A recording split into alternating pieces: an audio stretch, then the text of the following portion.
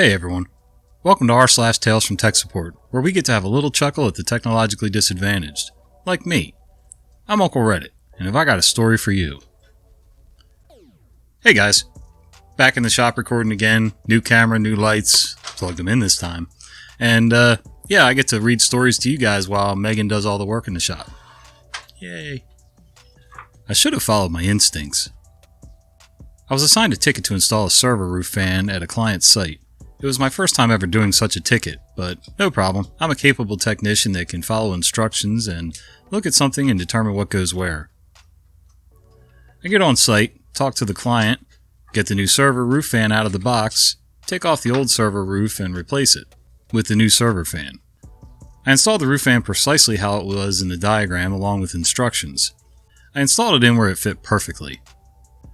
Now, I'm not too familiar with server room fans and which way the air is supposed to blow, but after installation, the server fan was blowing out of the server, not into the server.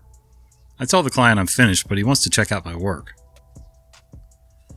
He looks at it and says, "Hey, the air should be blowing into the server, not out of the server." I say to the client, "I'm not so sure, sir. I followed the instructions as shown here." He's adamant that I installed it wrong, and another user walks into the room and says that I installed it wrong too. Client tells me, "Fix it right." Fine. So I switch the fan around, so now air is blowing into the server. Now he's satisfied, but then says it's way too loud. Does it have to be this loud? Can't you turn it down? No, sir, I can't. That's natural for the fan to be this loud. He says that's unacceptable because someone will be working in the same room as the server. So he puts a box on top of the server to lessen the noise. "Sir, you're now blocking airflow. I wouldn't recommend putting a box on top to lessen the noise." "It's fine," he exclaims. "Call your manager and see if it's okay to put this box on top." "Sir, I won't call because he's going to say the same exact thing I'm saying now. I'm definitely not calling my busy-ass manager to ask if a client can put a box on top of a server fan." So after all this, I left and spoke with a senior tech about my experience. Senior tech tells me that I did install the server fan the correct way the first time around, and that air should be blowing out of the server because of ABCXYZ. Should have followed my instincts. Yeah, follow your instincts and the directions just like you did, and you were fine. RTFM, right? My mouse is broken. Hello, fellow techs. I work with and support an entitled user, we all know the type, who also happens to be as dense as a black hole. If she wasn't so problematic, I wouldn't care. I have multiple stories about how I came to realize that she is, in fact, an idiot. But none of them I felt worthy of posting, but I might get around to it at some point. In general, it can be summed up with, her stupidity often forced me to do extra work that was wholly unnecessary, so I resented her for obvious reasons. I'm setting up Entitled User to work with our new bank platform, when I see her send a ticket in about how she needs a new wireless mouse. We send them out with all the laptops for people who need to work remote to make things easier, as kind of a perk. So every single laptop we set up gets one, so naturally we're almost always out of them. We're constantly struggling to keep them in stock. So I ask my friend user what the issue is, since she's in the same room assisting her.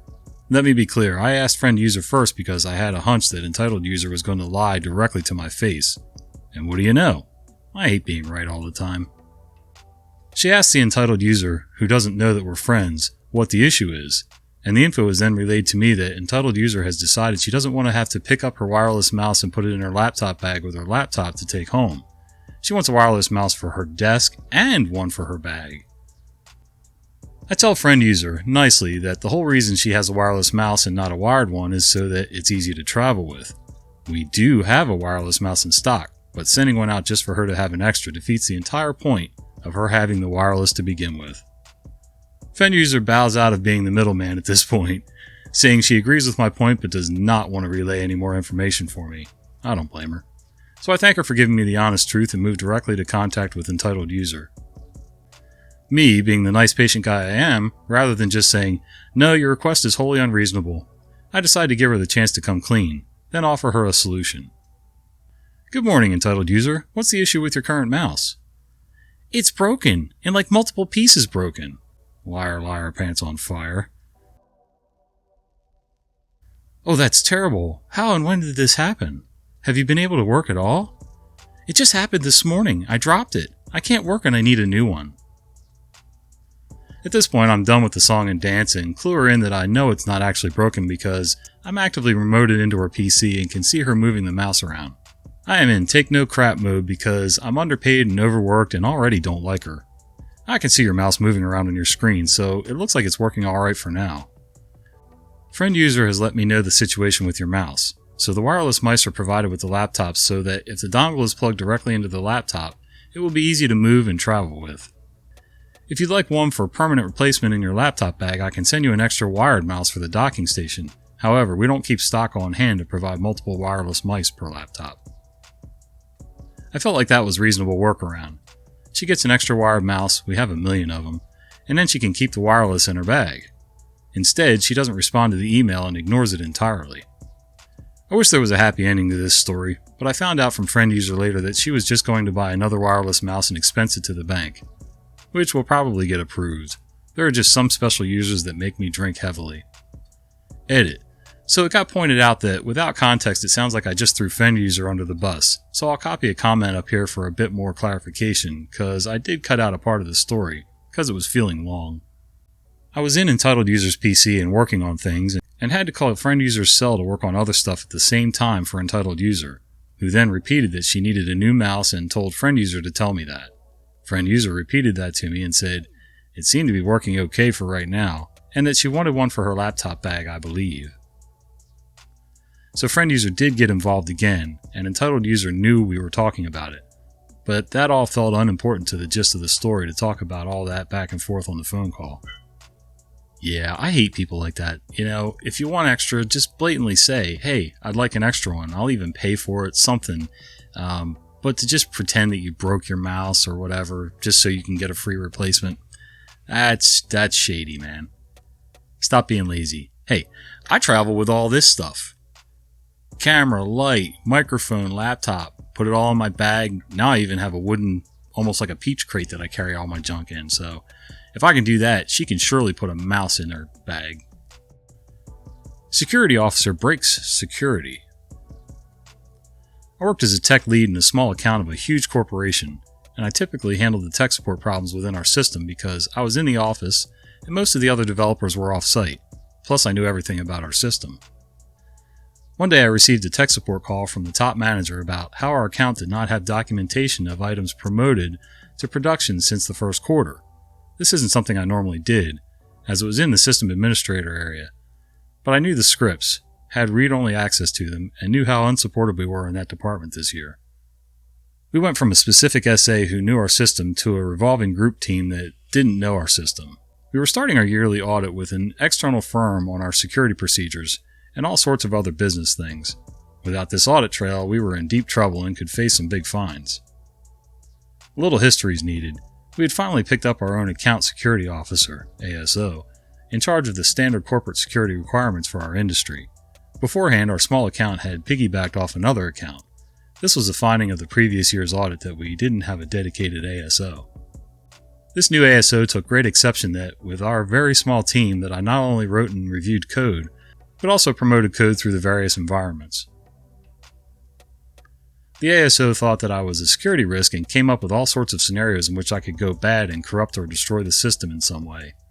It didn't matter that a DBA or an SA had far more access and capability of destroying more than just the system, but the backup systems, logs, etc.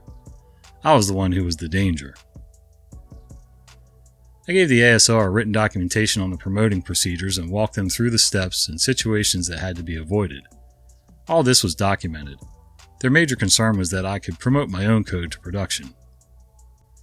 Whenever I, or my backup, promoted anything, it was logged in our version control system who promoted what, file and version, and when. At the end of the day, an email went out with the information on what was promoted to where that day to our ASO. If for some reason I had to promote my own code, I had manager approval and email that the ASO was also included in. I countered all their arguments and wrote the whole thing up for my top manager, including my findings, that we didn't have strong controls over SAs, DBAs, and most specifically, managers who used their authority to bypass procedures. We had system logs showing who did what and when, and those logs and backup systems were all outside our ability to manipulate, etc. It was a secured system from our side of things. Thus, why I was surprised I had a call regarding how our account did not have documentation of items promoted to production since the first quarter. I dug in and discovered the following. The ASO decided they still didn't trust me. They wanted to change the end of the day script that sent email on who promoted what to include additional information that our client script didn't have. Our evolving group team of SAs couldn't change the script to his desires, so we found another account in our company who used a similar system and had them send their EOD script. Convinced the SA of the day to replace the script without testing because it works fine in the other account, and the next day the ASO went on vacation. When the ASO came back, they never noticed they weren't receiving this EOD promotion email anymore. This went on for half a year. I wrote a special script that crawled through our version control, and for every file promoted to production since the last audit, it showed who promoted versions from development up through the testing stages, including the noted details on the promotions. The report also highlighted instances of someone reporting their own code, which the noted details explained. It was easy to support that last requirement with the approval emails for those very few occasions that happened. This took care of the problem of no EOD promotion emails and became a supplemental part of our security findings each audit. I then happily had a meeting with the ASO and top manager and explained how the ASO broke protocols without any approvals, which specific items in the promotion procedure documentation that were broken, and how bad it was, and reiterated how we didn't have controls in place to stop an ASO or manager from going rogue or using their authority to bypass our controls. It was a good day. Holy cow, that was a lot to get through. So basically, the guy that's supposed to oversee security for things and is supposed to make sure that procedures are followed and, all the guidelines are met, was going around the procedures and guidelines, therefore breaking security protocol. Genius. End user connects a desktop to a docking station. A bit of backstory. We have almost exclusively laptops with docking stations in our environment, with a few desktops for specific use cases. Additionally, I work on an escalation team for hardware and OS-related issues. This issue is a story of miscommunication, the gross misuse of terminology by the end user, and a bit of lying. Good grief, this one is a little infuriating, looking back on it. Here's how it goes. I get a cold transfer from our Tier 1 support for an issue with the end user's monitors not working on their docking station. The ticket's pretty typical for a Tier 1 escalation, not much relevant information or anything else for that matter. The end user is frustrated and clearly not very familiar with technology, and is one of the people that refers to a monitor as a desktop, modem, router, docking station, etc. When there is no clear definition of what is what, everything breaks down from there. The end user says they have a desktop computer which they never use and it isn't connected to anything. They use their laptop and connect it to the docking station, and that always worked. Cool. After remotely accessing the device, I see it's one of our desktop models, so I inquire a bit more about it. She is adamant it's a laptop, but MS Info 32 doesn't lie. In that event, I assumed she had plugged the display into her desktop computer and that was that. After some 1.5 hours of further investigation, here's what I found. The end user had both a desktop and a laptop with docking station. The monitor was never actually connected to the docking station and never had worked. The end user was connecting a USB-A mail to USB-C mail from the desktop into the Thunderbolt 3 port on the laptop because she thought that was the docking station. She had the docking station plugged into power and then into her laptop. Of course, this whole process of trying to determine what was wrong was exacerbated by them calling the desktop computer and docking station every possible piece of networking equipment you could ever think of. At the end of the call, we eventually were able to test the dock properly, and turns out it was thrown into a closet because it was broken and they just drug it back out. After 2 hours of troubleshooting, I told her I had requested a replacement from the vendor, to which she asked why, as she never actually used the laptop. Gotta love it when people who know nothing insist on arguing about everything with people who do know stuff. Where's Earth? Back in the dark ages before Ethernet, before coaxial cable, 10 megabits per second Ethernet was common. I was working as a computer cable installer and troubleshooter. We did a lot of RS-232 serial printer connections, and when several users needed the same printer, we would install a printer sharing box. Printers were really expensive back then, so were the computers. The country is New Zealand. I get called by one of our other installers to help him figure out a problem. I go on site, which is an embassy from a European country. He shows me the printer. The print sharer, which already has some other PCs which are printing just fine. He has installed a new cable to an office for a new user and asked me to look at his wiring. I agree it's fine. He's done it correctly. But in the process, I felt a small electric shock. I tried to test it, but it turned out my meter had a broken lead. It was good last time I used it, so this was just bad luck it broke now. I could not repeat the electric shock, so began to wonder if I had imagined it. We go back to the PC and send some random text like a directory list redirect to COM1. Nothing. The PC has a second serial port. Connect the cable there and direct COM2. Bingo, it works. Okay, set up the PC to redirect LTP1 to COM2 in autoexec bat and run it. Print again, nothing. Try everything that worked before, nothing. I inform the staff that it must be some PC problem and we can't do anything more. Later I meet up with a tech from the computer supplier and they change the motherboard. It works. Prints okay. Then not, again. Try the second port, same thing. Print once, then nothing again. The computer tech and I start looking for clues as I tell him about the small shock I felt right at the beginning. Suddenly I see it. The user came from Europe and brought the PC with him and his power cord and a travel adapter with no earth connector. Now I understand. The PC power supply has capacitors from phase to ground and neutral to ground as part of the noise filter. And this acts as a capacitive divider which puts about 100 volts AC in the PC case if not grounded. This is also signal ground from the serial ports which are other cable connected to the print sharer, and therefore the signal ground of the printer and other PCs connected there. The COM ports, 4 of them in the end, 2 ports each on 2 motherboards, on the new computer had all died after a short time due to the AC voltage. A new power cable was provided when the second new motherboard was installed. Problem solved. Yep, gotta make sure you got the right adapters and everything's grounded the way it's supposed to be. Otherwise you start messing stuff up. Hey guys, thanks for hanging out with me today. If you've enjoyed this content, would you do me a favor and give this video a like? Subscribe to the channel and maybe click that little bell icon so you don't miss the fat guy with the beard telling you stories. See ya!